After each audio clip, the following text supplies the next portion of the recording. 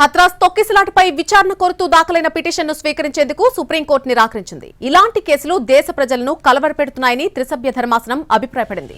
ఇటువంటి కేసులను పరిష్కరించేందుకు హైకోర్టులు సిద్ధంగా ఉన్నాయని పేర్కొంది.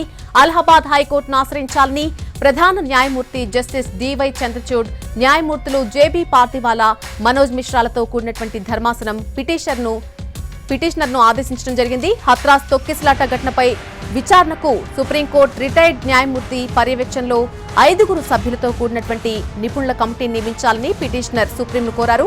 ఇలాంటి ఘటనలు జరిగినప్పుడు క్షతగాత్రులకు వెంటనే వైద్యం అందడం లేదని ఆ పిటిషన్లో పేర్కొన్నారు. క్షతగాత్రులకు వైద్యం అందించడానికి వైద్యశాలలు అందుబాటులో లేకపోవడం దేశంలో ఉన్నటువంటి ఒక పెద్ద సమస్య అని తెలిపారు. ఈ సమస్యపై సుప్రీం దృష్టి పెట్టాలని కోరడంతో సీజేఐ దీన్ని తిరస్కరించారు. జూలై 2న హత్రాస్ జిల్లాలో తాత్కాలిక షెడ్లు వేసి సత్సంగ్ కార్యక్రమం నిర్వహించారు. 80,000 మంది భక్తులు హాజరవుతారంటూ నిర్వాహకులు పోలీసుల నుంచి అనుమతి తీసుకున్నారు. 2.5 లక్షలకు పైగా ప్రజలు వచ్చినట్టుగా తేలింది. తొక్కిసలాట జరిగి 121 మంది మృతి చెందారు. ఈ కేసులో ఇప్పటివరకు 9 మందిని పోలీసులు అరెస్ట్ చేసినట్టుగా తెలుస్తోంది.